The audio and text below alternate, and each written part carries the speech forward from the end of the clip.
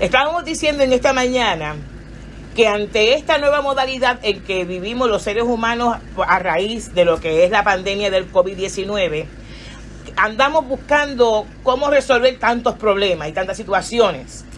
Gente buscando cómo pagar sus compromisos, sus deudas, gente como tratando de ser mejor ser humano. Y entramos en esta batalla a tratar de hacerlo mejor y hacerlo con toda la intención. Lo que podemos llamar que es una batalla que enfrenta la iglesia y los seres humanos que vivimos en la iglesia, ¿no? Que vivimos esta fe.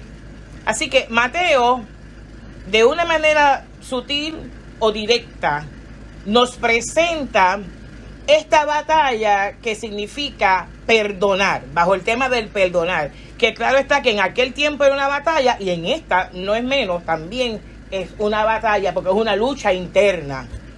Así que Jesús, luego de comparar el reino de los cielos con un niño y la importancia del perdón como este tercer discurso de formación a los discípulos, a preguntas de la cantidad de veces que hay que perdonar, Jesús dice 7 veces 7, que es un número simbólico, está claro, para nosotros.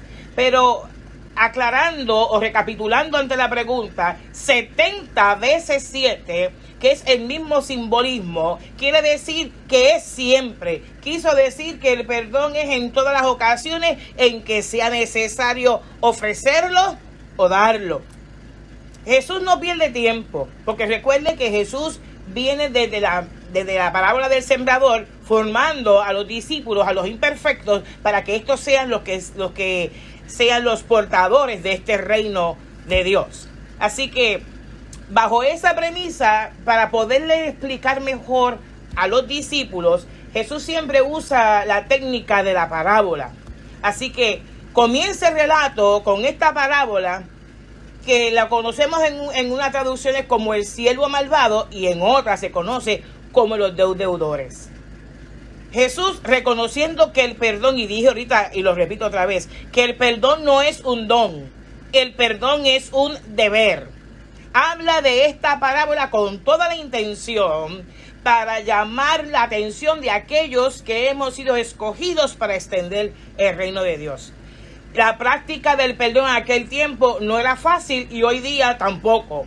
Y ante las demandas del Sermón del Monte, que anda diciendo que con perdonar a quien nos ofende y o perdonar a nuestros enemigos, que eso no es, eso como diríamos el Luquillo, eso no es casca de coco, eso está difícil, eso está duro.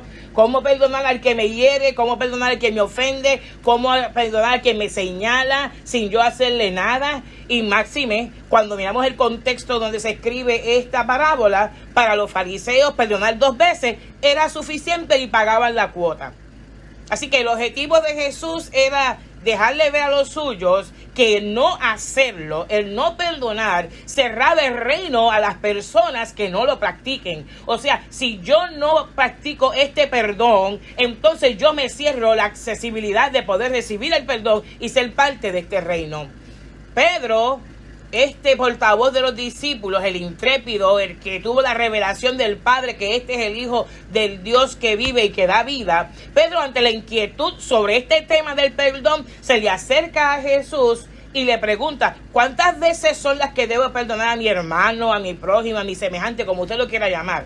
Pero parece que Pedro hace la pregunta y a la misma vez él mismo la responde. Dice, 70 veces 7, eso es un mamey, eso es un momentito, eso no hay nada más que buscar. Y comparando con las reglas de los fariseos, pues eso es lo que él hace. Pero Pedro apela a la numerología y trata de coger este valor del 7. Usted sabe que a veces nosotros nos creemos que no la sabemos toda, ¿no? A veces nos creemos que nuestro pensamiento está totalmente espiritualizado, está totalmente alineado con Dios y tomamos posturas y respuestas que no tienen nada que ver con el espíritu, solamente tiene que ver con nuestro conocimiento humano. Así que él, muy inteligente, muy sabio, apela a la numerología y trae a colación el número 7, porque él dice, 7 veces, espérate que el 7 tiene connotación bíblica, vamos a ver quién no sabe esto. El 7, 6 días se hizo la creación y en el séptimo día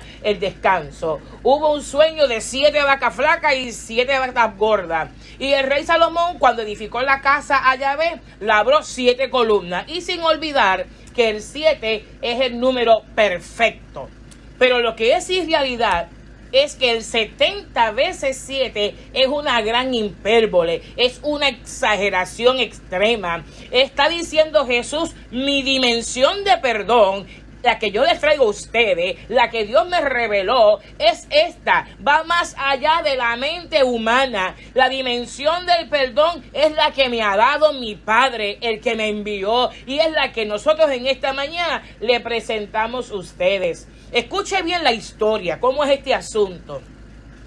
Hay un jornalero que debe una deuda al rey, identificada esta deuda como una impagable. La cantidad es tan alta que no había manera de utilizar ninguna alternativa existente para pagarla. Y las alternativas que había en aquel tiempo era fácil: dejar al jornalero sin pagarle sueldo hasta que saldara la deuda. O el rey, que eso era costumbre, vendía el jornalero, el deudor.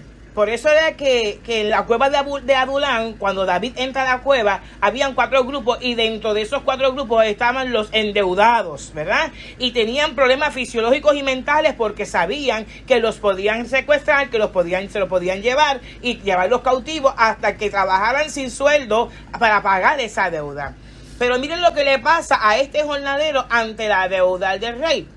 Es tan alto el precio y el valor que no había forma de saldo. Usted me está escuchando, que no hay forma de saldo. Y le voy a hacer un poco de matemática de aquel tiempo. Oiga bien, 10,000 talentos se podían comparar con denarios. Y cambiándolo a denarios serían 100,000 denarios.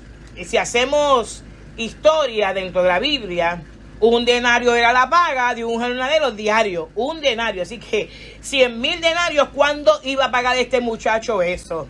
No había forma de pagarlo, no había forma de dejarlo sin sueldo, porque lo que pagaba esa deuda se moría el jornalero y no había forma tampoco de pagarlo. No había ninguna forma, no había ninguna estrategia que pudiera asegurar el saldo de esta deuda.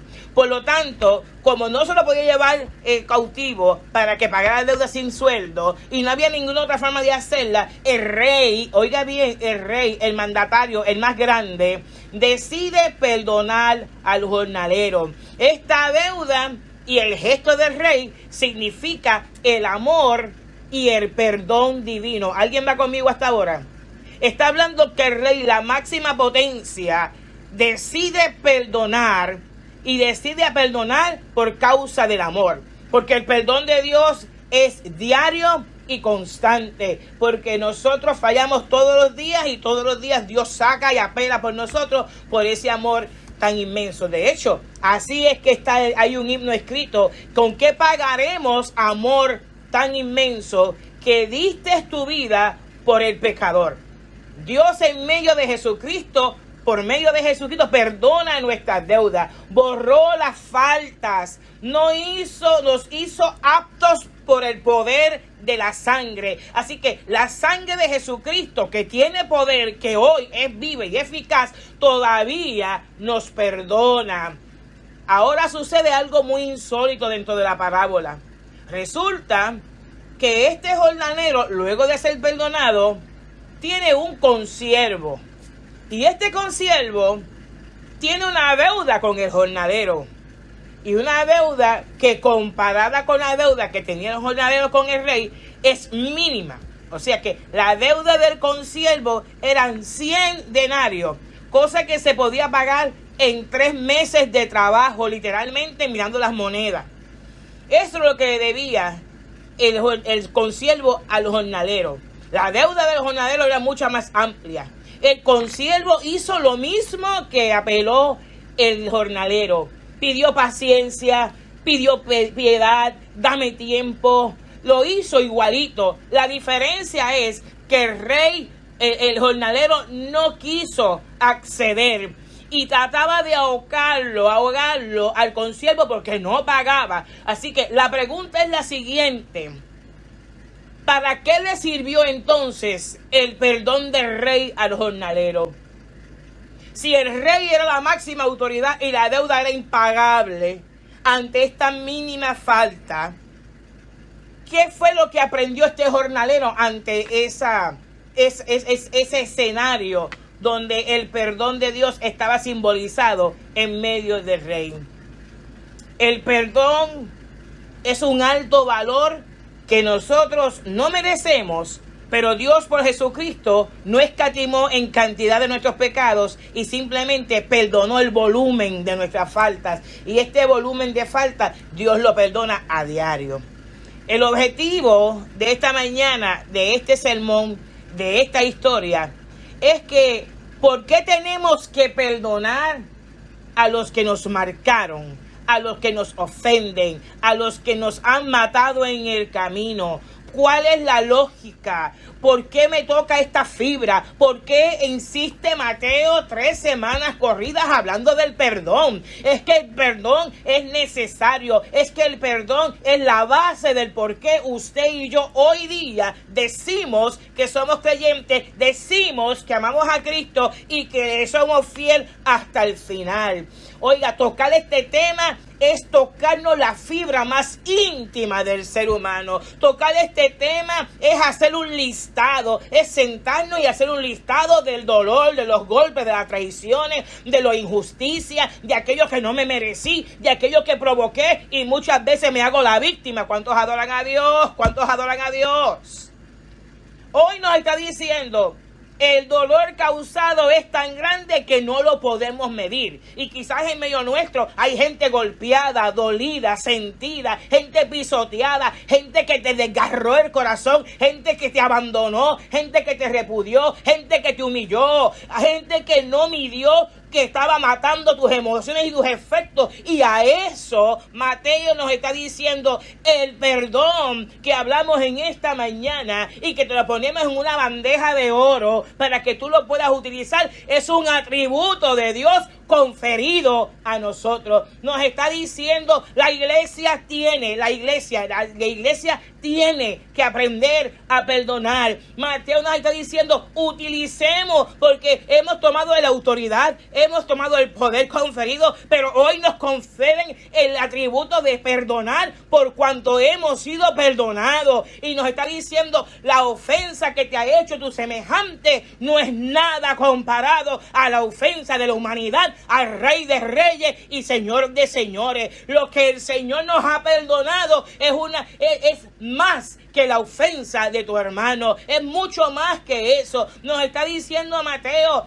usa el atributo. Nos está diciendo Mateo que nos quiere hoy libertar, porque el perdón liberta, Recuerde que la semana pasada yo le decía que con sangre y con poder el pueblo del Señor fue liberado. Y hoy vuelve Mateo a decirnos: la sangre sigue teniendo poder, y el no perdonar hacemos mentiroso, no efectivo el acto de amor de Dios por medio del perdón con su sangre. El perdón demuestra presencia de Dios en nuestra vida. El perdón demuestra una presencia de Dios que va más allá de mi mentalidad, va más allá de mi pensamiento, va más allá de mi fuerza. El acto de no perdonar es una actitud de alguien que no ha sanado. Es alguien que dice que vive en la presencia de Dios, pero tiene a Dios ausente. El acto de no perdonar es ser un egoísta y cerrarte las puertas tú y aquel que no has perdonado para que sea parte de este reino. A los escogidos, a nosotros, a los imperfectos, nos hace falta entender que el reino es para perdonar. Dice perdona. El reino te llamó porque te perdonó. El reino te hace acepto, te acerca y te hace libre de toda opresión. El reino de Dios y su justicia pelea tu batalla. Él no anda buscando culpables. Él anda buscando corazones humillados y contristos que deseen la libertad para seguir caminando. Con esa carga que tienes encima es imposible que puedas seguir caminando. Es imposible que seas fructífero. Es imposible que puedas tú entonces caminar y llevarle buenas nuevas a nadie con este yugo que llevas encima. Catalabasoja. Anda diciendo Mateo en esta mañana, no es cuestión de negar el perdón, sino hacer accesible el perdón en nuestras vidas. El perdón demuestra esta presencia de Dios en mi vida. Y oiga bien, el perdonar no me hace tonto. El perdonar no me hace bobo. El perdonar hace que la virtud redentora sea sobre mí. Y cuando yo sé perdonar y soy perdonado, entonces veo la gloria de Dios en mi vida. Esto es un escollo, esto es una trampa. Y déjese de estar echando culpables y buscando culpables. Aquí el único que necesita ser liberto es usted. El que tiene que caminar a la transformación es usted y yo. Tenemos que ser sanados para poder sanar. El acto de perdonar es una actitud de alguien que sabe sentir la sanidad y el amor de Dios. A los escogidos imperfectos que hemos sido llamados para extender este reino, se nos está diciendo en esta mañana, perdona, dígalo conmigo, perdona. Llevas años con estas cargas y en cada episodio y cada etapa de tu vida hay un culpable nuevo. No. Perdona. Hace falta que lleves esto a la cruz del Calvario, donde fue vertida esa sangre que nos libertó. Hace falta que hoy deje de estar ahogando la esperanza y que viva la fe y la esperanza en el Señor. Hace falta que muera el yo en nosotros y en nosotras. Hace falta salir de este encierro del dolor, de la pena y de la carga, como si no hubiese un mañana. Pues déjeme decirte que el mañana es ahora mismo. El mañana es cuando yo puedo decidir y tomar mi deber de perdonar para ser perdonado y seguir caminando en medio de este tiempo. Estamos pensando en ser más bravos que Dios, porque andamos buscando las 5 patas al gato, a ver quién tiene la culpa de lo que yo siento. Pues ¿sabes qué? Usted siente lo que usted quiera, pero cuando hablamos del poder de Dios, el poder de Dios borra todo el pasado y comienza una nueva etapa en nuestras vidas. Es privarnos del derecho y el único que tenemos de perdonar como hemos sido perdonados. Nos vestimos de víctimas buscando cómo lidiar el dolor y lo único que hacemos es llenarnos de mentiras y de resentimientos. El orgullo, la terquedad, la altivez, la soberbia, el yoísmo, el egocentrismo es ausencia del Espíritu de Dios. Pero ¿sabes qué? También Dios todavía hoy puede saldar esa deuda. También Dios puede condonar esta deuda. Cuando el rey se enteró de la poca misericordia o la ninguna misericordia que tuvo el jornalero con el consiervo, le habló fuertemente y le dijo lo siguiente: ¿cómo es posible que yo saldé la deuda más grande que es la tuya y tú no has podido perdonar la deuda ínfima de este consiervo? Eso nos habla Dios en esta mañana. ¿Cómo es posible que Dios nos puede perdonar todos los días y nosotros no podemos perdonar al prójimo por orgullos, por sentarnos en sillas de poderes, de sentirnos que somos mejores que los demás o que los demás nos están matando y nos dejamos matar? Mentiras son, mentiras del enemigo. Aquí hay que levantarse con esto que decimos que creemos en la presencia del Señor y perdonar como el Rey ha perdonado, como el Rey nos perdona, como el Rey se levanta, porque el mejor modelaje lo ha hecho Jesucristo. El perdón a través de la sangre y del poder. En esta mañana es una mañana buenísima para ser libres de verdad, no libres de apariencia, no libres de labios, sino libres de un corazón que se deja tocar por el Espíritu, libre para no dejar que nada ni nadie cuartee el caminar firme que usted lleva en el Evangelio. Levántate en esta mañana, levántate en esta mañana. Nuestros hermanos somos carnales todos, pero tenemos una virtud, y es que el Espíritu de Dios nos toca, y hoy es una buena mañana para que usted perdone a su hermano y a su semejante. Una buena mañana para perdonar al esposo y a la esposa que te fue infiel. Una buena mañana por ese vecino irrespetuoso, perdonarlo. Una buena mañana para perdonar a los hijos que nos violentan. Y la violencia no tiene que ver con golpe, tiene que ver con menosprecio, con olvido. Hoy es una buena mañana para perdonar a aquel amigo o hermano que me falló, que me ofendió. Hoy es una buena mañana para perdonar el que me ha fallado moralmente. Hoy es una buena mañana para perdonarte a ti mismo y a ti misma.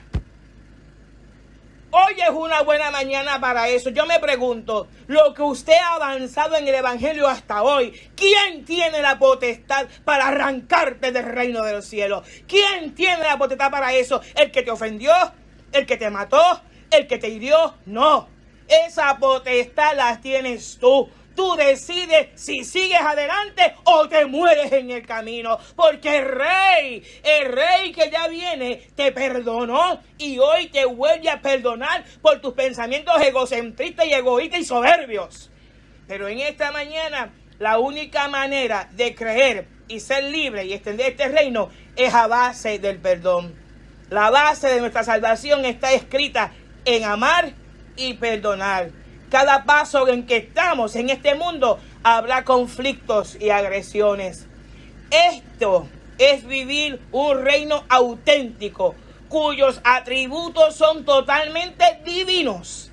Y hoy, este domingo, este es un buen tiempo para edificar nuestra casa interior y perdonarnos a nosotros mismos, porque de no perdonar, nosotros mismos derribamos la obra que Dios ha comenzado en nosotros.